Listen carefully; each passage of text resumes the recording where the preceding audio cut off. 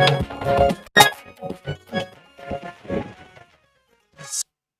right, thank you very much, Abdul Salam Jibril, for that historic background for our conversation this morning. We're just having some chit chat while that was going on with distinguished guests in the studio, very experienced persons who participated in politics before and, of course, still now in the context of the Fourth Republic. Let's welcome distinguished Senator Ibrahim Shekarau. He's also a former governor of Kano State. Excellency, distinguished Senator, pleasure to have you with us on the program. Thank you very much. Thank you. Thank you very much. And we have from our Benin studio, Tony Abolo. Tony Abolo is a veteran broadcaster, media consultant, and trainer in media studies. Welcome to Good Morning Nigeria. Thank you very, very much. I'm glad to be here. We also have Dr. Mustafa Ibrahim Lemu. He's right with us here in the studio. And Mustafa Ibrahim Lemu is a member publicity committee of the Third Republic House of Representatives Forum. Also the First Forum for Defense of National Interest, FDNI, and he's also a former commissioner in Niger State. Welcome to Good Morning Nigeria. Thank you for having me. Thank you. All right, gentlemen, once again, it's our pleasure to have you for today's conversation. Let's begin here in our Abuja studios. Senator Ibrahim Shekarau, 23 years on, how is our democracy? Well, thank you very much. I think it's a very complex and difficult assessment. I think on the whole, one can say that it's a little above average.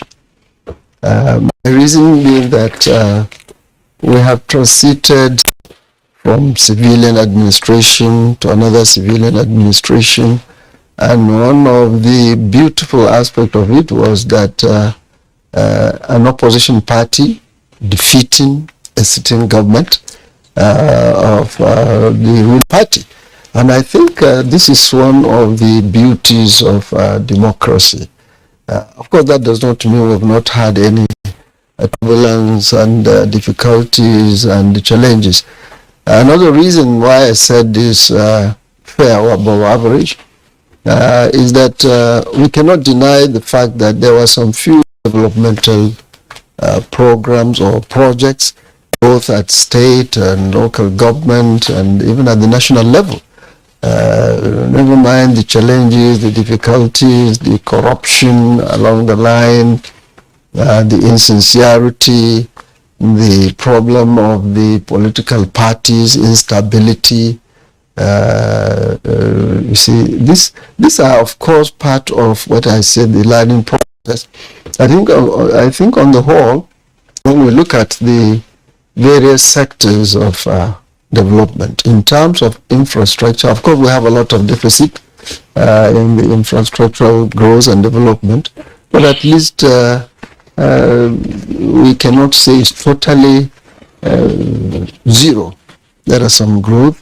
If you talk at the national level, some few major interstate roads have been constructed over the years. We have gotten the railway back on track, even though at a very slow pace, but at least it is moving.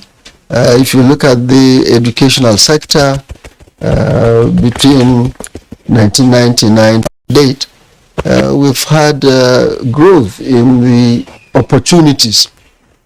For example, in my time as Minister of Education, within a span of 1 year, we had about 11 new universities, which gave thousands, hundreds of thousands of our children opportunities to go to school, even though we have millions still in the waiting. The same thing if you look at the agricultural sector. I'm aware the efforts in many states and the effort even of the federal government and so on. So I think one can say that we haven't gotten there yet in our goal and expectations, the challenges, but I think we're moving. The only thing that I think we are really battling with is getting the right leadership. That we cannot deny.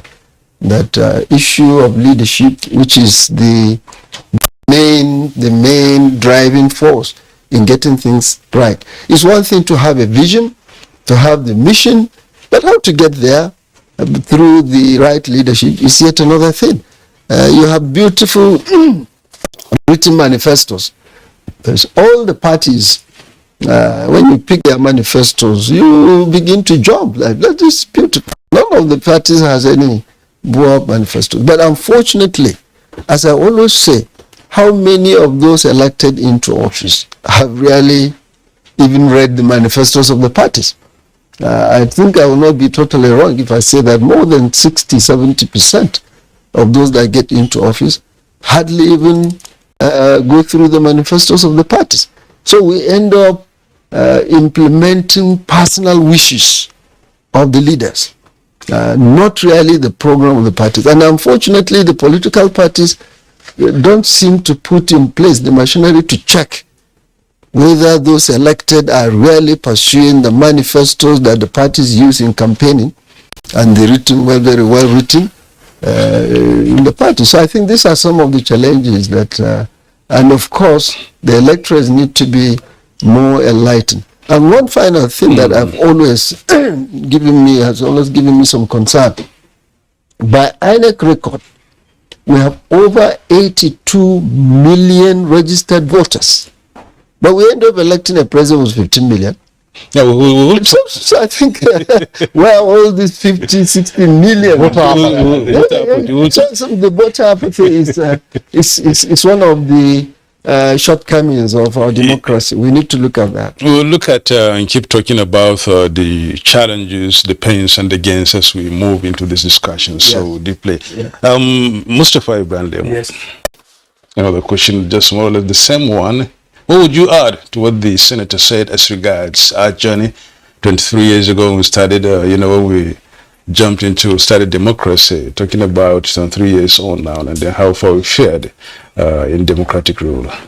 I think I will look at it from another perspective, in the sense that His Excellency has brought out some of the gains and some of the, the weaknesses, I would rather say, that have manifested within the 23 years. But here, you realize that we have also, made some significant achievements, particularly in enhancing and strengthening the electoral process. Here, I want to point out that if you look at how we started in the Third Republic, it was option A4, A this or that, and people were actually asked to queue behind whoever it is they wanted to elect. Now we have recorded a lot of improvement because the process now has gone, has bring in technology. And I think that in a way had helped to reduce the level of rigging as far as the system is concerned. And I think that is one area that we need to keep on improving upon. In another particular area, I think we also have to realize that something significant happened when a sitting government wanted to extend the tenure. People were very, very consistent in going against that process. In other words, the political development had reached a stage where people are ready to defend the constitution. And I think that is a significant, improvement, I will have said. With all the manipulation, with all the money that was brought onto the table, people stood their ground and insisted 2 tenure is 2 tenure. You cannot extend it. That is another significant area. Now, if we come to another area, INEC itself has been improving in terms of its confidence to use the law to protect the system. And I think here the example I want to bring is when at a stage attempts were made to truncate the process of declaring the result. I think at one time INEC stood its ground, and you can see quite recently INEC is taking a position where it is insisting, I am the umpire, and I'm ready to insist that the right thing should be done. I would want to bring the example of Zamfara, where things were not were not transparent, we have difficulties, and people were expecting that ANEC will accept it. But ANEC insisted, if as a party you refuse to do what is required of you, I'm going to use what I have, the power to say you didn't do it right, therefore you won't participate. And things are, actually improving.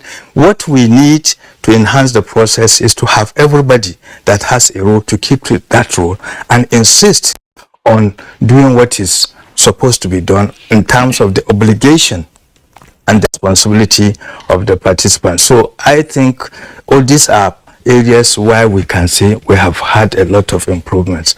But like His Excellency said, in the process of getting the job done, the parties are actually not doing the right thing most of the time. It's not that they don't even read the manifestos. The manifestos are not even available. You finish a manifesto, you go to a party secretary and say, I need to read your manifesto, and somebody will have to say, oh, I don't have a copy, give me 1-2 days before I can even produce a manifesto for you. It means we have a problem. And let me just add this finally. When you are actually trying to enhance the system, you have a situation where people have constituted themselves into interest group. And the interest, the way they pursue the interest is so manipulative, so anti-democratic that you believe that unless we change things in that direction, we will not get to where we want to get to. All right. Thank you very much, Honorable Mustafa Lemu, for your opening shot on this very interesting conversation. Now, we have another guest who is joining us via Zoom. He is distinguished Senator Surajuddin Ajibade Bashiru is the chairman, Senate Committee on Media and Public Affairs. Senator Bashiru, Surajuddin, pleasure to have you on the program this morning.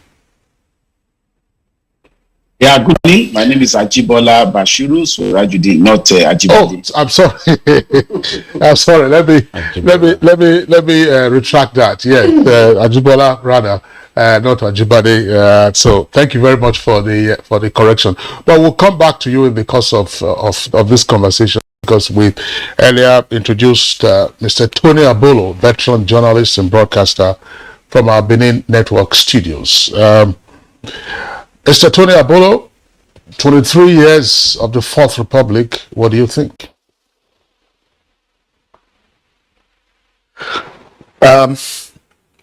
I would like to align myself with the first two guests who've spoken, Governor Shekarawu. I think he created a very good signposting for us to review 23 years. But one wants to add, when you look at the issue he raised about parties, I think I want to link it with parties and governance. You know, that is one dislocation we have encountered in the last few years. And we should point out, it all happened around when we had a chief or General Obasanjo, whichever way you want to call it, when he introduced the fact that the governor or the president is the leader of the party. That message has sunken and has dislocated party structure, party discipline, authority of the chairman. And you find that parties are not well run. They're like parastatals, and that is not good enough. You know, we need to go back. Remember in the days of Awolowo, go back to Akinloye of NPN, way back. I mean, they really kept government in check. And they really were the people who held the manifestos and who were saying that the government of the day, or whatever level, whether at the regional level or federal level, kept to the promises of the parties. And then that leads on to the fact of looking at leadership, which the governor did point out. And that is a very crucial question. But I link it with the fact that we now monetize, to use your word, Kingsley, in the introduction, the monetization, which is really obscene. What we've seen this year is a nada of corruption.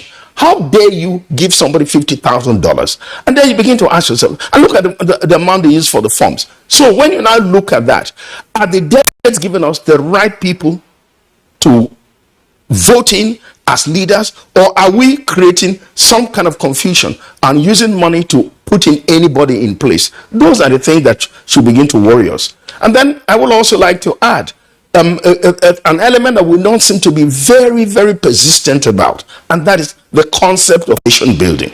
We cannot talk about democracy without looking at nation building. It takes years. But have we we have a lot of educated people, we have read history, people have looked at other continents, people have looked at other people. Then we now ask ourselves, are we looking at what other people have done and then skip their errors and then correct ourselves and move faster than we are doing? It's all very slow. We are not even uniting the people. I'd like to go back to that famous statement of Radio Nigeria: uplift the nation and unite the people. Are we uniting the people? That mantra coming from FRCN or Radio Nigeria is excellent. Uplift the nation and unite the people. Are we doing that? If we continue to focus on that, that is really looking at the ball and not missing our eyes off it. Then we'll now get the democracy that we're looking for really right. And lastly, I would like to also add this, that democracy is much more than, well, you said it's a journey and not a destination, fine. But it requires us, just like in management, it must be a culture.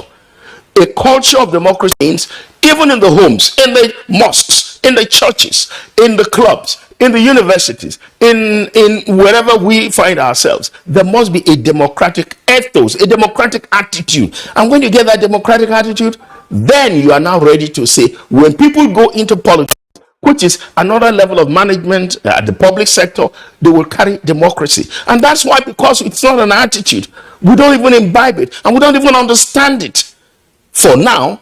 And that's why the parties are so disorganized and governments are not even delivering the famous dividends of democracy. Because if there is an attitude of democracy, then those principles of rule of law, those ideas of doing the common good, when you do the common good and doing the best for the greatest majority, then you can now begin to talk about democracy. Otherwise, it's just a vacuous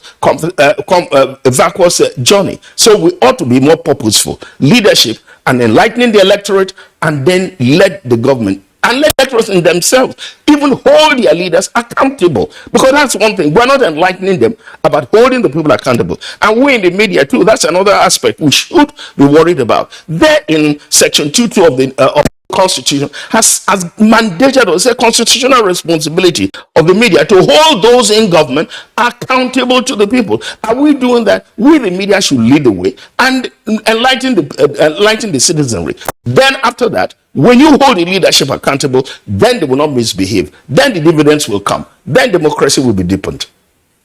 Thank you so much, Tony Abolo. Tony Abolo is a veteran broadcaster and, of course, a media consultant. Let's hear the views of Surajuddin Ajibola Bashiru on this issue.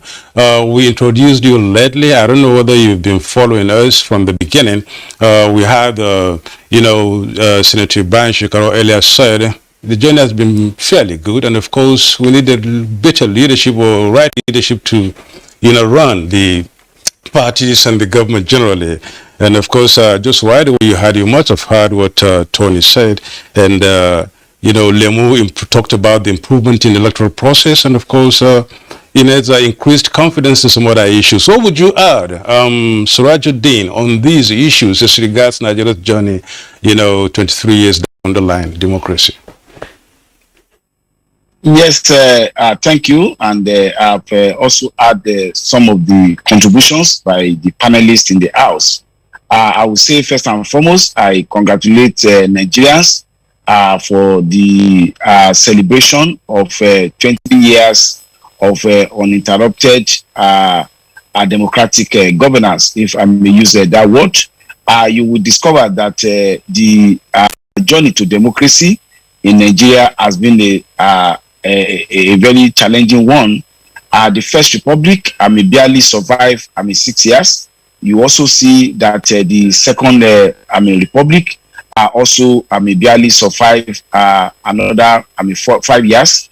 Then, of course, the Third Republic was actually a mirage because it was strangulated by the military architecture in that regard. So for us to have in the Fourth Republic 23 years of unbroken change of leadership in using the ballot is salutary and commendable. I will also say that the fact that we have an evolving democracy, definitely there will be challenges. So I will align myself with the position of my leader, Senator Shekarau, His Excellency, that so far so good. It has not been a story of woes. It has not been a story of failure. We have had, a lot of developments that are positive in this regard. And as a politician, I will say that it appears that there is evolving a drive from the populists to take those of us in political space accountable, even though we have not reached that Senate that some other advanced democracy are seen.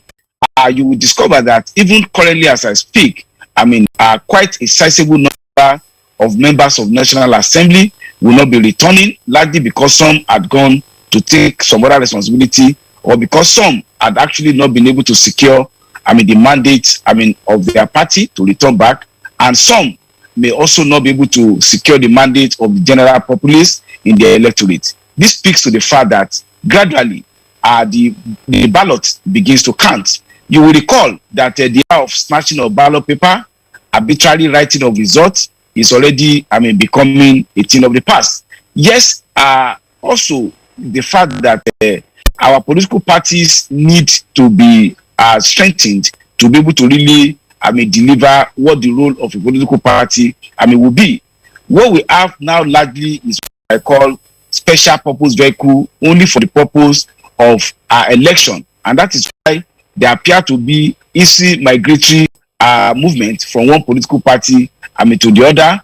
We also see that the political parties don't really play the role of being able to coalesce ideas and galvanize members toward realization of certain goal, which ideally is the purpose of political parties. So there's much to be gained in strengthening and have political parties in the real sense of it.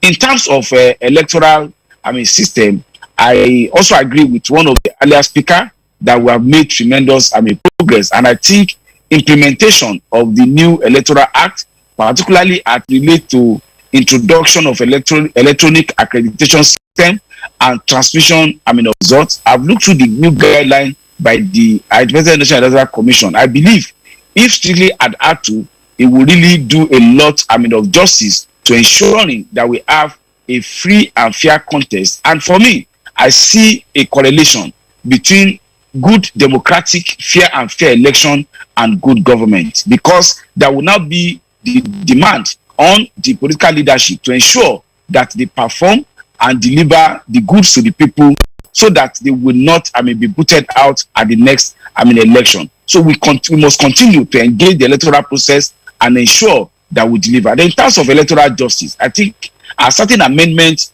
to the first schedule to electoral act stipulating guidelines for the election petition is also salutary. It will ensure that the petitioners as well as those respondents get justice within the electoral system. But more fundamental is that for democracy to thrive, you need a more enlightened populace. You need civic orientation, and of course, we need to go back to the part of ensuring that citizen governance is very germane in our political processes. The strength of leadership in a democratic system is going to be determined by the strength of the electorate in terms of their understanding of the demands of good governance and the demands they need to put on those to be elected. So I would say that civic orientation, civic engagement, and of course, economic advancement of the people is also very important. When you see a situation whereby the mass of the people are largely disenfranchised economically, it breeds a situation whereby vote buying and inducement of voter will be the order of the day. I will tell you that one of the things that is challenging our democratic process is the phenomenon of vote buying. We have seen it occur in general election, and we have also seen it occur even in intra-party electoral process. The danger of this is that terrorists and individuals who don't mean well for the country with very large force will be able to take over leadership using the same democratic process. So there's much we need to do at the legislative level, at the executive level, and on the part of INEC. How do we address the challenge of vote buying? I also reading through the history of democratic process in the United States. At some point, they also were confronted with that challenge of vote buying. What vote buying does is that it actually discounted from the essence of democratic principle of people freely, willing, without inducements, choosing those that will lead them. So those are part of the challenges we need to look at. But all said and done, I will say that looking at the impunity, looking at the apparent, the clear lack of accountability by the military government, you will see that incrementally our development is coming to our people, even though not at the space, at the space and the speed that is very gladdening to some of us. But we believe that over time, the correlation between credible democratic process and delivering on good governance and welfare of the people would definitely manifest. Of course, the insecurity is challenging our democratic process. We need, as a government, to go back and look at our security architecture. You cannot have free, fair election in an atmosphere of fear and insecurity. And I want to reiterate that wherever anybody feels, this is the time for us to go back to the idea of decentralizing Nigerian police by having state police properly equipped and properly trained to be able to address the problem of policing of our country. All right, thank you very much, Senator Ajibola Bashiru, there for your comments. We'll come back to you in the course of the conversation. Now, we return to our Abuja studios. Of course, on this question, which should be of interest to both Tony Abulo and Senator Bashiru. My question goes to Senator Shekarau. Can we attempt to gauge citizen satisfaction with our democracy 23 years on? Well, I think going by what we hear, what we read in the general public, I think there is a lot of dejection, dissatisfaction in many aspects. You see, particularly in the issue of this insecurity, is virtually a concern of every community, the concern of every responsible citizen. And the general impression on the street is that government has failed. We cannot run away from that government has failed. That, of course, is the understanding generally, because the concern of the ordinary citizen is that you protect him, let him go to his business, let him go to his farm safely. If you're not able to do that, then there is no government. And the enlightened group kept on reminding the public that the number one responsibility of any government is to protect life and properties. And if they are being taken by the days, you wonder really whether we are making any progress. Those of us that are part of the government and have been part of the government, we know the challenges, of course. You see, the issue of the number of the security operatives is another thing. The issue of equipment, the issue of welfare, the issue of training and all of that. And I think government needs to do a little more. And I subscribe to the argument of my friend and brother, Senator Ajibola, that we need to bring the issue of security down to the communities. This issue of community policing, I think I've explained this in a number of fora. With all sense of responsibility and modesty, I implemented community policing. Call it anything. In Kano, we call it the Hisba Guards. We recruited, and what we did, we set up a small team in the locality, headed by the traditional ruler, district head, village head, the imam, the pastor, the judge, and whatever, a team of about 10. And we asked them to select 20 responsible guards in every ward, 484 wards in Kano. And we had about 10,000 Hisba guards. Ask anybody living in Kano, will tell you that from that time up to this moment is one of the secrets of the various the peace we are experiencing in Kano. The community, they were not carrying any guns. This kind of giving them guns, they don't even carry a stick. But the commitment, people have accepted them. They are monitoring their community. The slightest thing in the community, they will report, they will meet, and then they will discuss. I made it a compulsory thing. By the last Thursday of every month, that community team, like consultative forum, which supervises the work of the guards, must meet every month. And the local governments must be reporting to us. And at the state level, I set up a 50 consultative forum of wise men across the categories of the society, the politicians, the women, the youth, the religious people, and so on. No, there is no sector of the community that was not represented. We meet every month. And I gave that forum. No, there is no-go area there. They discuss anything, the challenges in government. So you find that there is this chain. So I think, unfortunately, the security thing is one of the things on the street. Another thing is the issue of hunger. I am from the school of thought of Malam Aminu Kano, which says that no matter what program any government gives you, no matter the policy, so long as it does not lead to easy access to food, he said it's rubbish. The number one thing is let there be food to every citizen. If you are not sure of food, that will lead you to anarchy, chaos, and so on. So I think these two major issues, I think, are the common issues on the street. No easy access to food and insecurity. We cannot deny that that is really a major challenge that government has to really sit up. All this issue of infrastructure, the road, the railway, the electricity that we're talking about, yes, they are major requirements in development and growth. But basically, I think to carry the general public along, we must really address these two major issues, insecurity and easy access to food. Now, before we go into other things, I want to quickly make a comment on this control of the parties. There is one fraudulent thing that is common to all the parties. This issue of the governor or the president as the leader of the party. Yeah. This is political corruption.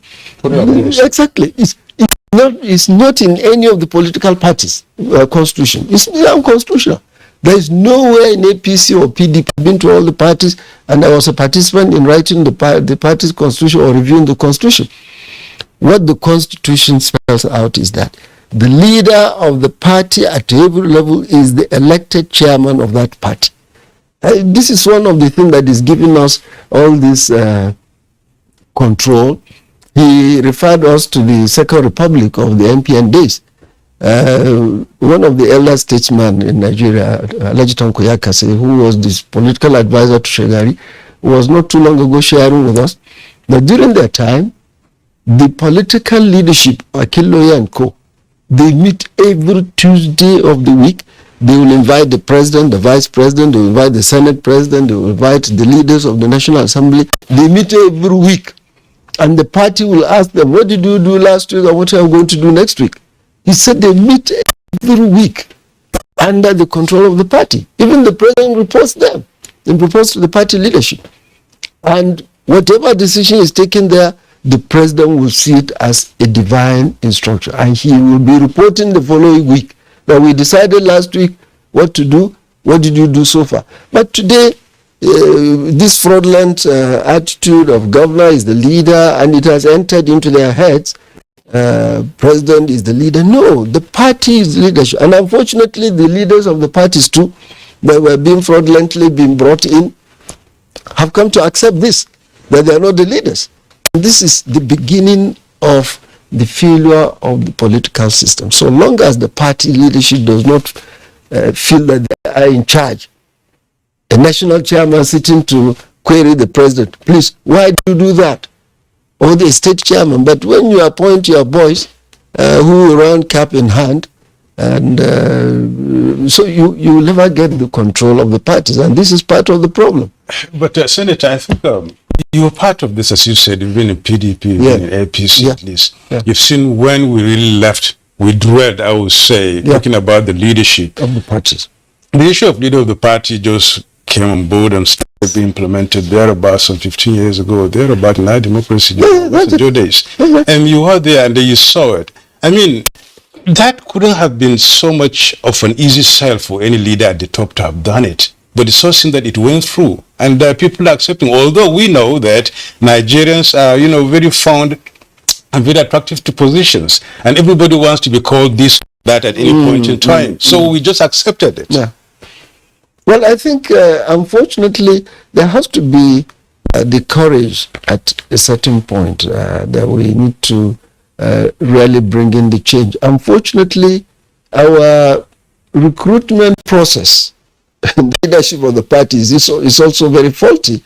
I hope we'll one day get over this.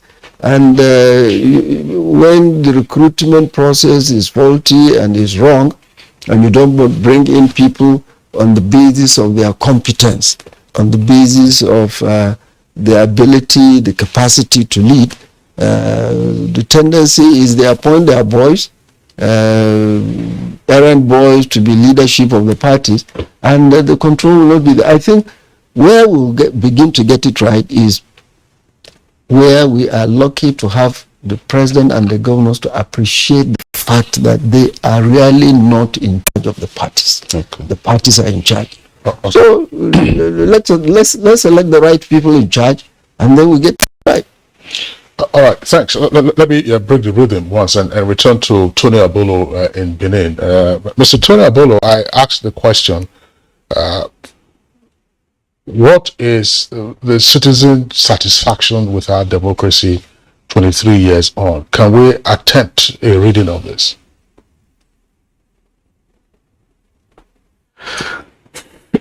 Yes, we certainly can, and I hope I'm not going to start on a funny note, which is to say that Governor Senator Shekarawu is an indication of citizen satisfaction. He's been moving, and he has not moved into NNPP. That is a measure of dissatisfaction. Then you now see P2B running out of PDP to go into Labour. That is a measure.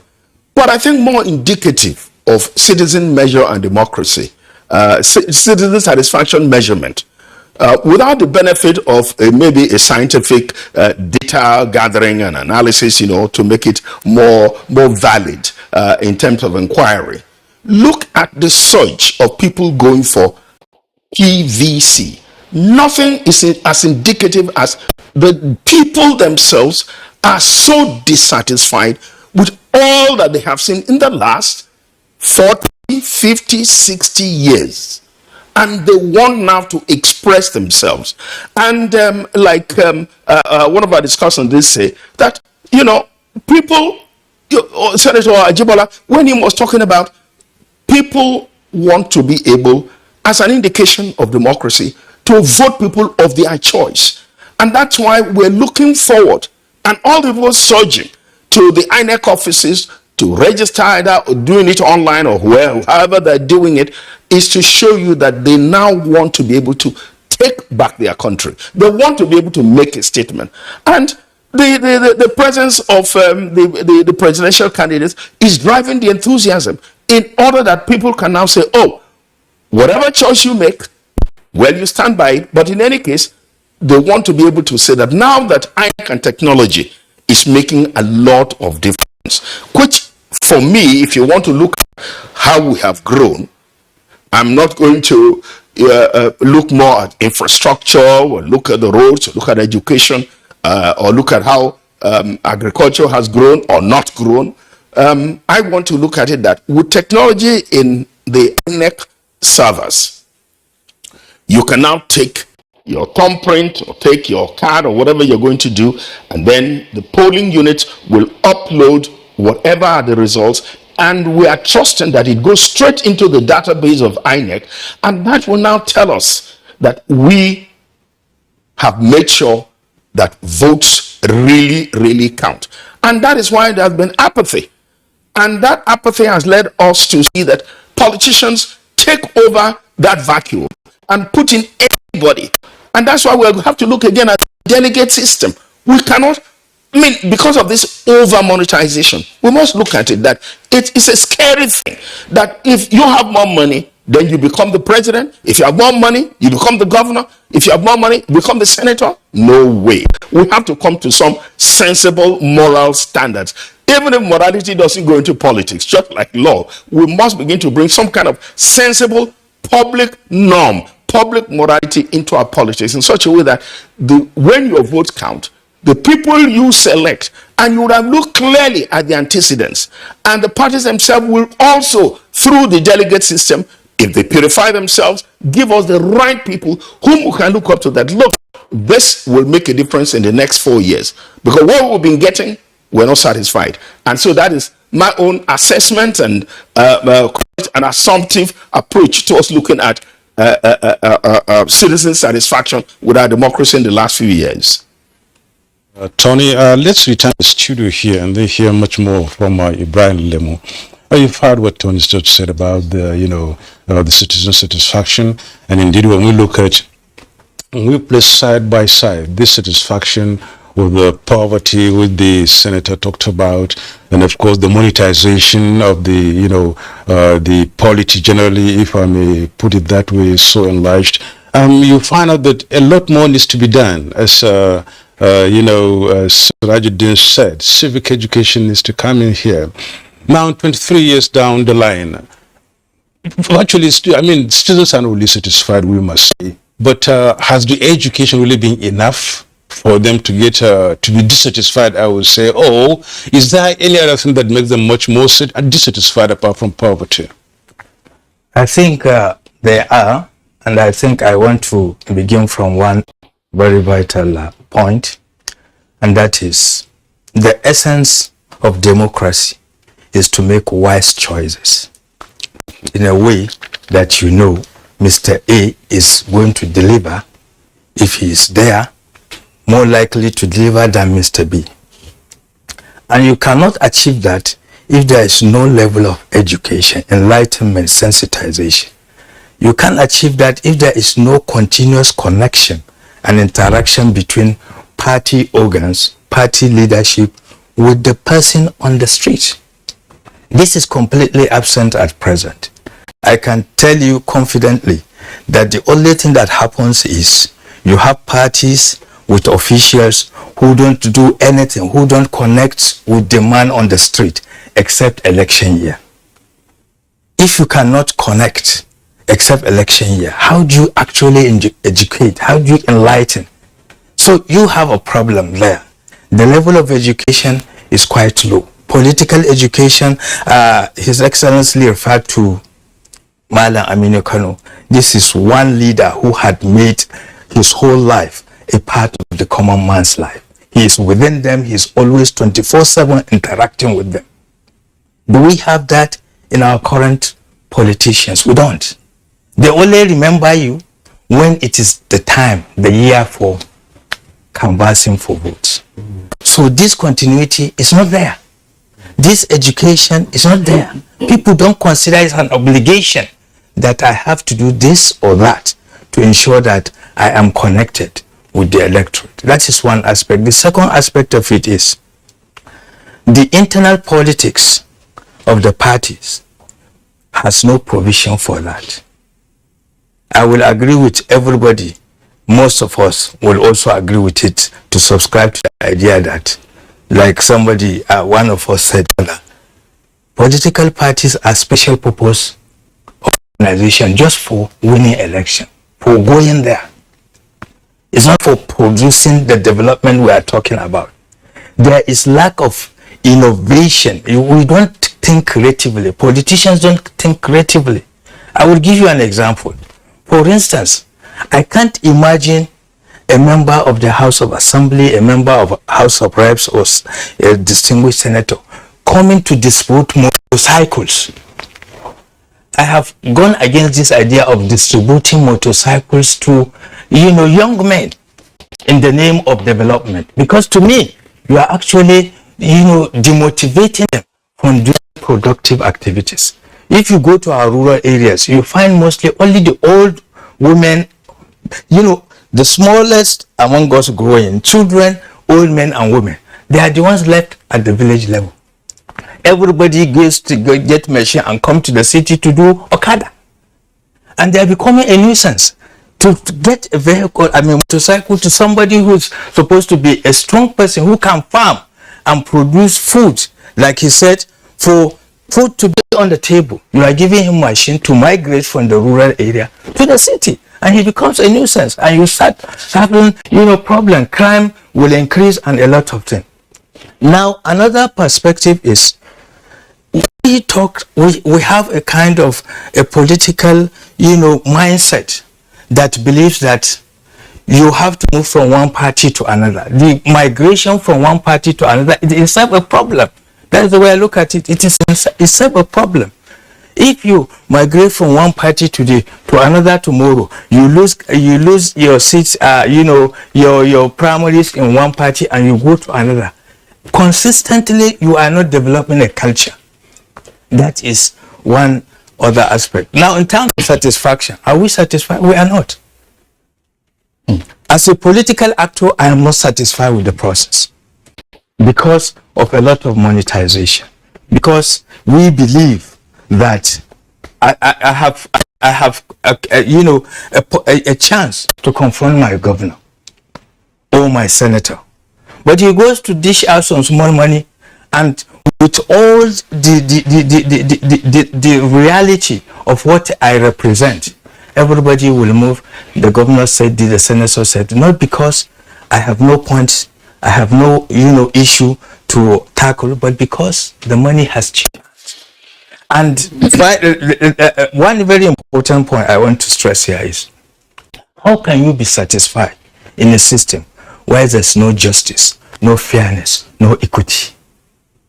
You have a problem with that.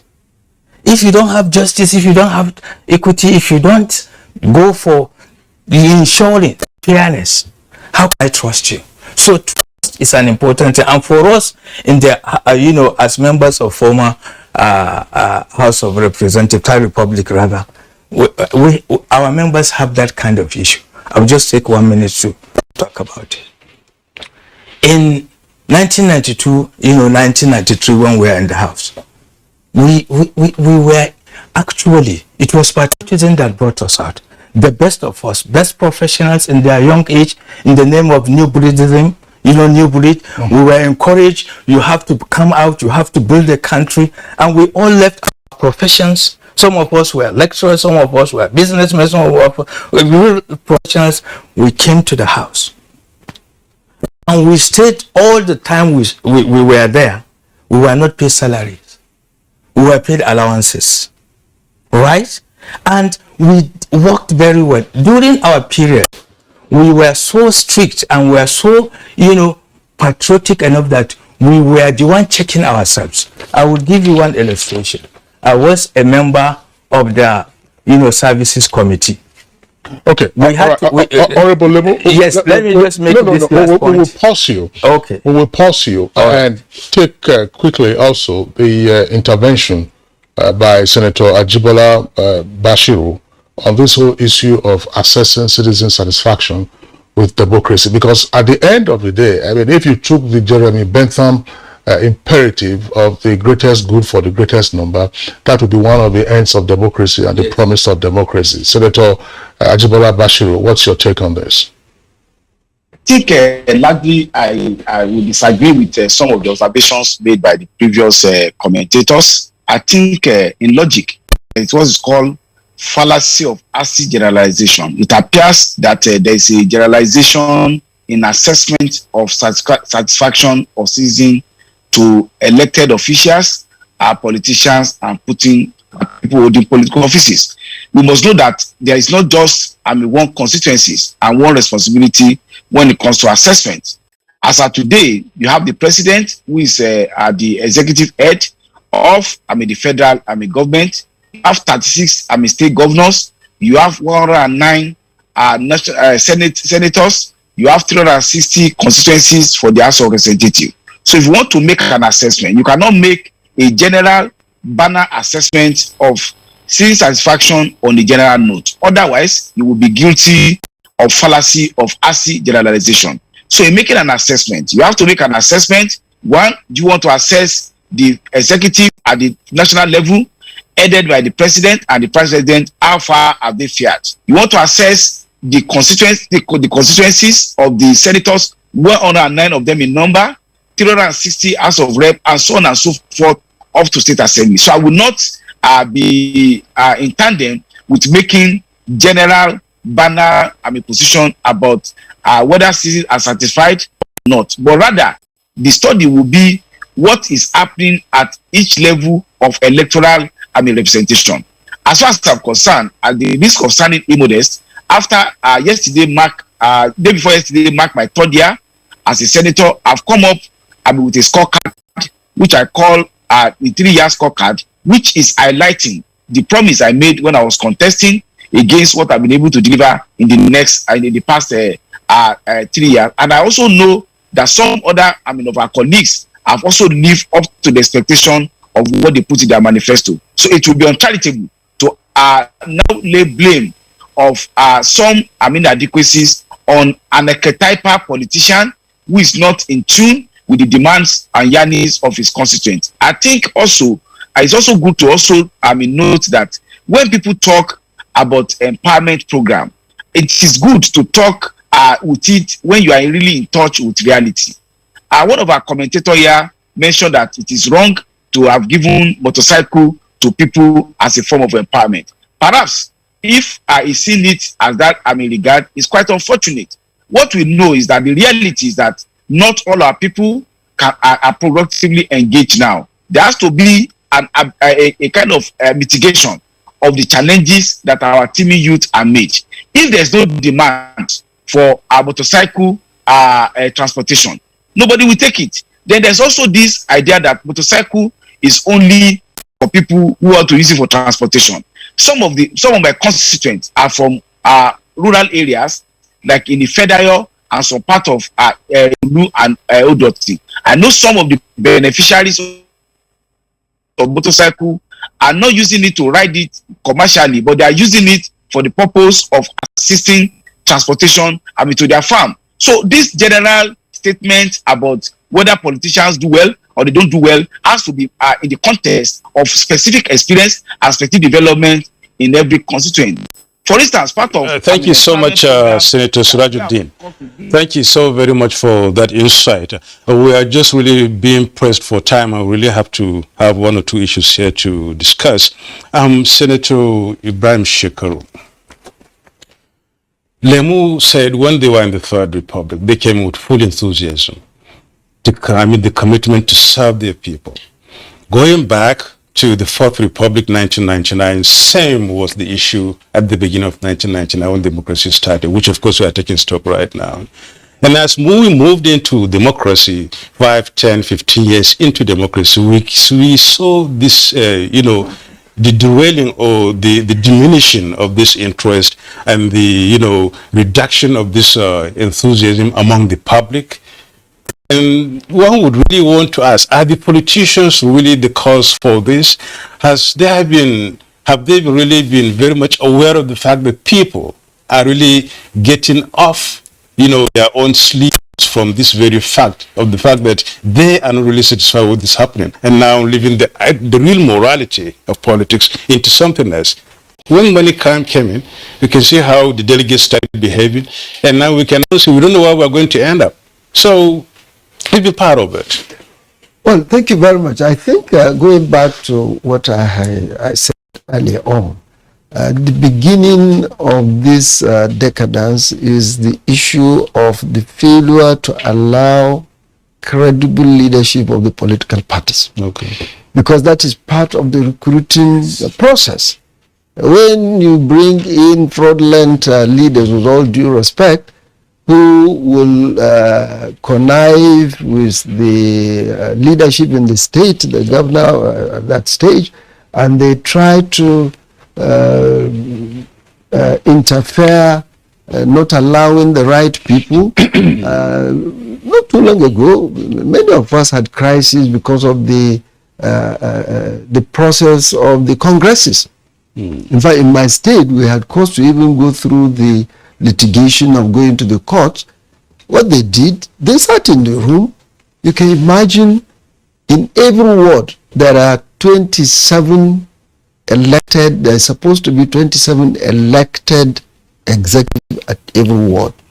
We have 484 wards. If you multiply, you're talking about 15,000 people. Some 3-4 people sat in the room and wrote all the names. All. Not even my ward. My ward. Today I don't know the ex officio of my ward. Not to talk of the leadership. Somebody sat down there and write. What would have done is to get the stakeholders. There are stakeholders at every level. But some people sitting at government house, writing the names of all the executive at ward level, the names of all the executive at the local government and state level, writing all the names of the delegates. So it's not, the process is not open, it's not transparent, it's not all inclusive, and therefore, and this is how you produce the leadership of the party that end up producing the candidates. And so you end up getting people, the wrong people, with all due respect, in places at all the levels. So I think that is where, until and unless really we sit up and look at the structure of the political parties. All the parties have beautiful constitutions, well written. But are we respecting the process? Are we respecting this consensus issue? It's been so corrupted. So people think consensus meaning sitting in a room and writing names. Okay, thank you very much, Excellency and Senator Ibrahim Shekarau. Well, we have a second topic to discuss this morning, and Nadabo, it looks like this subject, the more we get our guests to drill into it, the more ripples you find, and therefore the more consideration. We've just started. Yes, we just started. Yes. We will most likely return to other aspects of this. One question we couldn't throw in this morning, and I'm sure it's going to come up subsequently. It's as follows. There is a perception of the inverse relationship between politics and our economic development. Politics in 23 years is said to have been a boom industry. In the meantime, our economy has been shrinking. How do you deal with that? So on that note, we'd like to thank all our four guests who've been with us this morning for today's conversation. Here in the studios, distinguished Senator Ibrahim Shekarau, former governor of Kano State and also former Minister of Education. Thank you always for your insights. Thank you. We've also had the benefit of Honorable Dr. Mustapha Ibrahim Lemu. He was a member of the stillborn Third Republic that was from 1992 until November 1993. Mustapha Lemu, thank you very much for being our guest this morning. We're also joined via Zoom by distinguished Senator Surajuddin Ajibola Bashiru, who chairs the Senate Committee on Media and Public Affairs. Thank you very much for your contribution. And from Benin, we were joined by ageless Tony Abolo, veteran broadcaster, media consultant, and trainer in media studies. I'll tell Tony Abolo's story some other occasion. Tony Abolo, or Mr. Tony Abolo, as he's always likes to remain. Always a delight having you on Good Morning Nigeria. All right, now we'll take a short break. When we return, we'll get ahead with our second topic, which is on the aviation conference being organized by the Federal Airports Authority of Nigeria.